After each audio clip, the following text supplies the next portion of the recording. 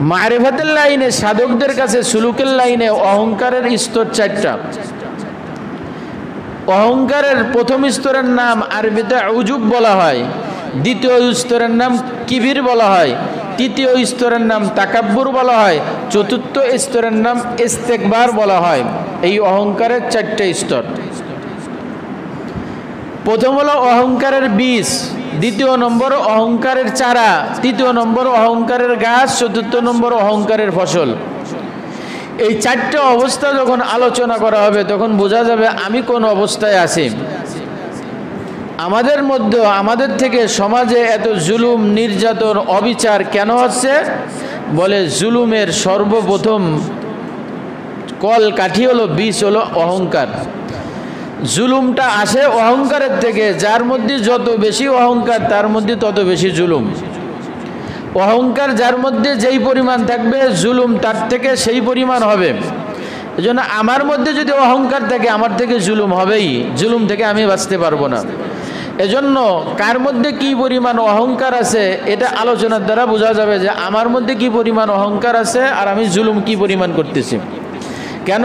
যার মধ্যে অহংকার চলে আসবে, অহংকারের শেষ সীমানা হলো জুলুম, সে জালেম হয়ে যাবে। অহংকারের প্রথম স্তর হলো উজুব। উজুব মানে হলো মনে মনে ধারণা করা আমি ভালো। এটা হলো অহংকারের প্রথম স্তর। সর্বপ্রথম মানুষের মধ্যে শয়তান ধোঁকা দেওয়ার চেষ্টা করবে আমি ভালো, ভিতরে আসবে, বাইরে প্রকাশ না। এটাকে সুলুকের লাইনে বলা হয় উজুব। আমি ভালো নিজের ভিতরে আসছে, আমি ভালো। এটা যখন মনে আসবে এই অপরাধের কারণে কিয়ামতের ময়দানে জাহান্নামে যেতে হবে। এটাও তাকাব্বুর। তাকাব্বুরের সর্বপ্রথম ধারণা হলো আমি ভালো। দিলের মধ্যে এটা কি হবে? অন্তরে কল্পনা আসবে, জল্পনা আসবে আমি ভালো, আমি উত্তম। এটা হলো অহংকারের বীজ আমার দিলের মধ্যে গাড়লো কেবল। এই বীজ জমিনে আসার পরে কিছুদিন পরে এই বীজের থেকে চারা গজায়। আমার ভিতরে যে অহংকারের বীজ বপন হলো আমি ভালো এবং আমি উত্তম, এর চারাটা গজাবে কোন সময়?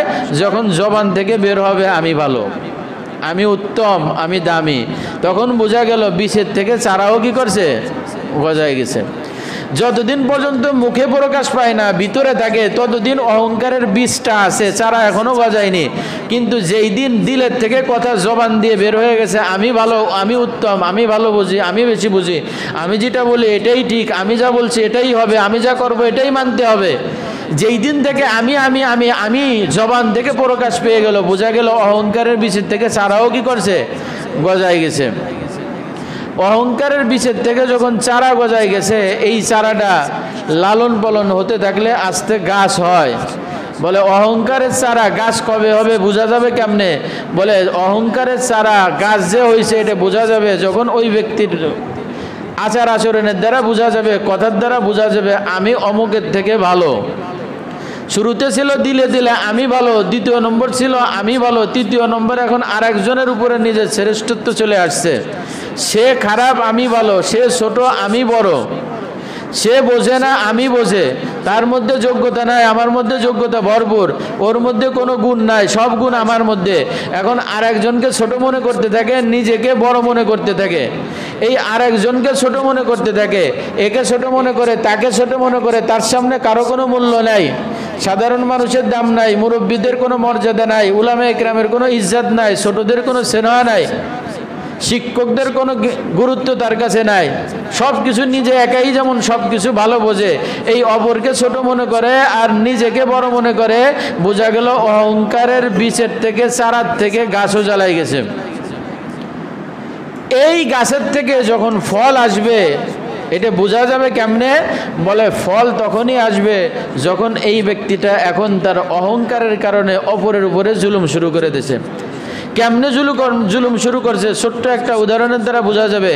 কোনো একটা গাড়ির মধ্যে সিট আছে 3টা। সিট আছে কয়টা? 3টা। প্যাসেঞ্জার 2 জন। গাড়ির যাত্রী কয়জন? 2 জন। সিট কয়টা?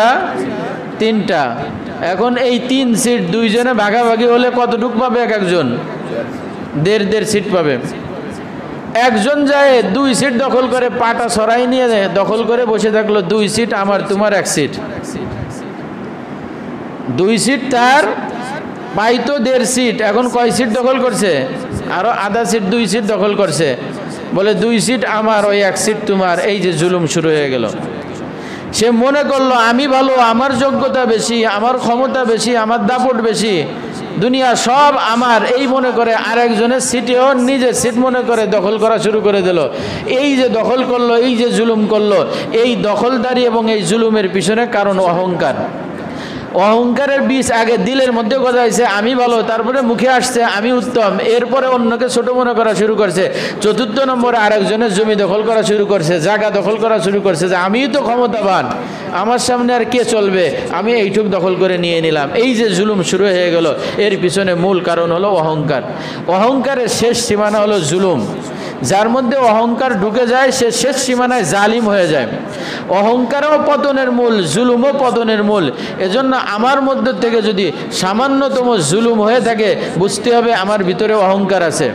কেন? অহংকার সর্বপ্রথম দিলে বাসা বাঁধে, এই দিলের থেকে চারা গজায়, মুখের থেকে প্রকাশ পায় আমি ভালো, এটা গাছে পরিণত হয় ওই সময় যখন অন্য থেকে নিজেকে প্রাধান্য দেওয়া শুরু করে।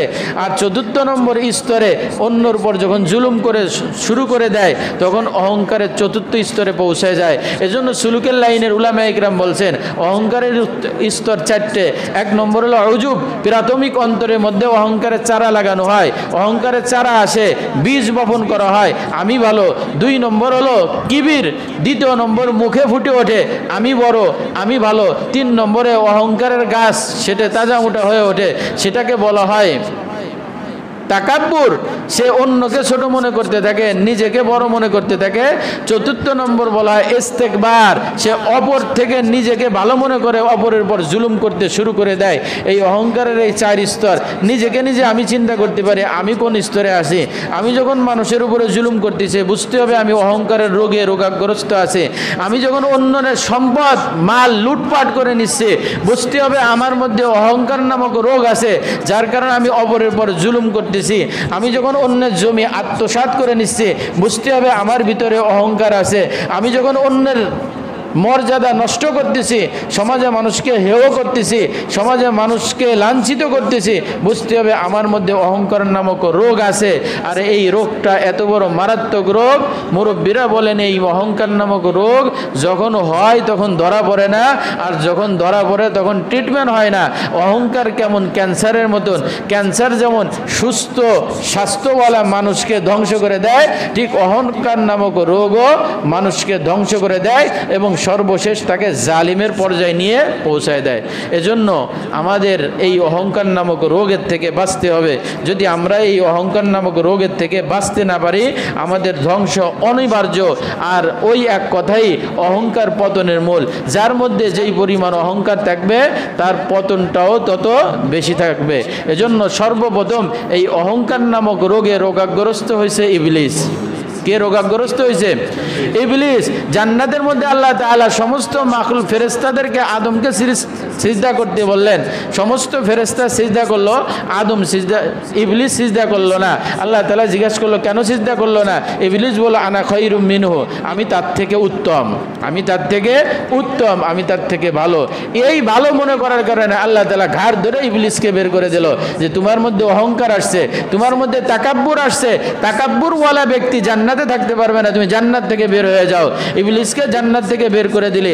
ইবলিস আল্লাহর সাথে চ্যালেঞ্জ করলো, আমি তোমার বান্দাদেরকে ধ্বংস করার চেষ্টা করব, তার সামনে দিয়ে পিছন দিয়ে ডান দিক দিয়ে পিছন দিক দিয়ে আমি তাকে ধ্বংস করার চেষ্টা করব। তুমি তোমার বান্দাদেরকে, অধিকাংশ বান্দাকে কৃতজ্ঞশীল পাবে না।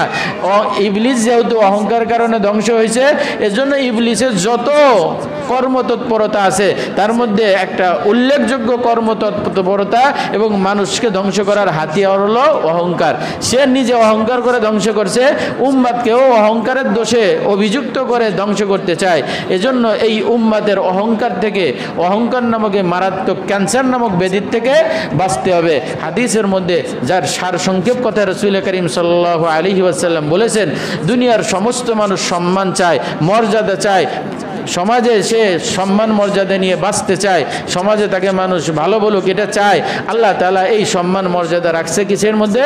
রাসূল বলেন মান তাওয়াযুআ লিল্লাহি রাফাআহুল্লাহ, যে আল্লাহর জন্য ছোট হবে নত হবে। যে আল্লাহর জন্য ছোট হবে, নত হবে, রফাহুল্লাহ, আল্লাহ তাআলা তার মর্যাদাকে বৃদ্ধি করে দেবেন। আল্লাহ তাআলা তার মর্যাদাকে কি করে দেবেন? বৃদ্ধি করে দেবেন। ওমান তাকাব্বারা ওয়াজআহুল্লাহ, আর যেই ব্যক্তি তাকাব্বুর করবে, অহংকার করবে, আল্লাহ তাআলা ঘেঁটি ধরে তাকে মাটির সাথে মিশিয়ে দেবে। ফাহুয়া ফি আয়ুনিন নাসি সগীর অফি আইনি কাবির, সে নিজের চোখে নিজেকে অনেক বড় মনে করে যে আমার থেকে ভালো, আমার থেকে প্রতাপশালী, আমার থেকে ক্ষমতাবান দুনিয়াতে আর কেউ নাই, কিন্তু দুনিয়ার সমস্ত মানুষটাকে ছোট মনে করে।